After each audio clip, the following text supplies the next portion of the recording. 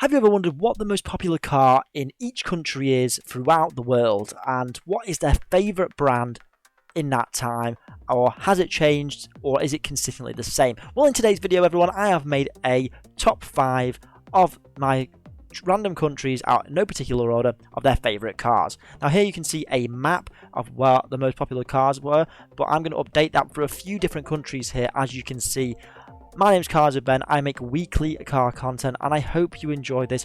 If you do like this content, do consider leaving a subscribe and comment down below which countries I should do next. This will be a part 1. So without further ado, let's jump into today's video.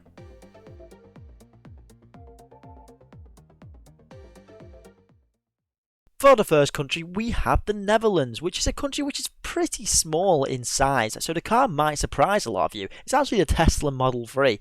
Now, actually, there's good reason for this. The Netherlands and the Danish people, they love eco-friendly cars, and they are very eco-friendly, and have been for quite some time, using Teslas as taxis for many years before even the 3 came out. Now, I actually really like Teslas. I think they're very good looking cars, and for the Tesla Model 3 to be their favourite car in 2021, most purchased car, doesn't really surprise me because it's actually the entry level Tesla. It's obviously in the UK, it's £40,000 from new, which makes it a bit more accessible and a fairly cheap Tesla. Now, obviously, everyone loves the affinity in the brand, so I think that's made it even more popular, having had a head start, as well as the car being very good for range and having a pretty fast horsepower in terms of its kilowatts. Now, for me, just one thing to bear in mind with Teslas is that aren't particularly reliable, but the Netherlands and Danish love them. In at number 2 is, of course, Germany, and no guesses or surprises here. It's the Volkswagen Golf. For apparently, according to an article I found, it has been the number 1 car in Germany for 45 years, which is really no surprise. They love their own car. Now, let's be honest, the Volkswagen Golf is well known worldwide for being very, very popular. They've done so many sporty models, and the special editions have just been selling very well, especially in the UK. I'm surprised it's not the best selling in the UK. And really, there's not much to say about the Golf other than it's been around for many, many years, as you can see here, with so many generations. I used to prefer the old ones. I don't like them as much anymore, but I have to say this new Mark 8 does look lovely. However, it won't be a car for myself, but I can understand why the Germans love it. They are amazingly fantastic cars, and CarWow gave it a 9 out of 10, starting at a retail price of 24 to 30,000. Number 3, for my home country this time, it is a car for people outside of the UK that might surprise you. And there is some debate about which car it actually is. And of course, it is the Ford Fiesta. Wait, hang on. It's not the chat version. Hang on a minute. Let me find it. It's this one. It is the new edition of Ford Fiesta, the latest model. And really, I love these cars. They've been a car that I've had around in my life a lot. I learned to drive in one of these. I've been in them so much. And I think it's a car everyone grows up with. Now, before people comment down below, I have heard that it's also the Vauxhall Corsa for 2021. Now, there is some toing and froing with this, but I'm going off a mid-year basis, so that may well be the case. But moving on, the Fiesta, it's understandable why the UK love this car. It is a car that, let's be honest, has got better over the years. It's starting to look absolutely fantastic, and it has a lot going for it in terms of its engines. You know, it's 1 litre starting from a 1.5 litre. The STs are really quick. You can remap them. And in my opinion, I think it's better than a Golf. But that's just my personal opinion. I think it's just really well equipped. I believe it's also cheaper because it's a bit smaller. Now, these cars are also really well known for their handling and just the fact there's so much tech in them. I can understand why people like them. Starting from £16,000 for the base model, having a 3-year warranty on 60,000 miles, there's nothing really too bad about a Fiesta.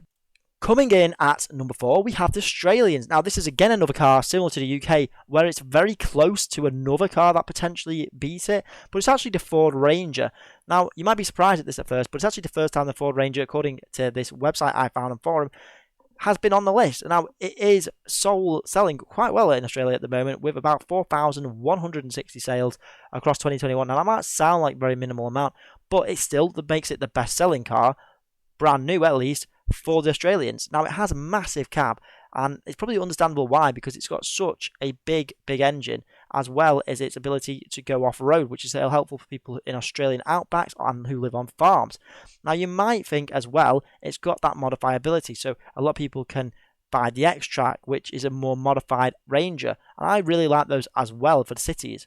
A lot of people also would believe that it was the Hilux. Now, that was the year before and many years before that, and unfortunately it wasn't the U. I know, I'm sorry Australians, this is your favourite car, but these cars do come with a 2.2 litre Duratorque TDCi engine, so they're very durable in terms of their handling, just the ability to be rugged and go off-road, and that's pretty much all you need in a Ranger. The Raptor's just too big and ridiculous on fuel. So what I love about these Rangers is that they're so practical as well. I love the storage that you can put in them. You can pretty much put anything in them. And I actually think you could make it look just as cool as a Raptor. Now, if you're in the market for one of these, in the UK at least, these are going to cost you about $26,000. And if you want more, it's going to be well over $30,000 by the time you get it kitted. Absolutely no surprise to anybody, we have the USA, and I bet you can have some guesses in a few seconds what it's going to be. You're absolutely right. It is the Ford F-150, Ford F-Series for the USA. For so many years now, this car has outsold everything.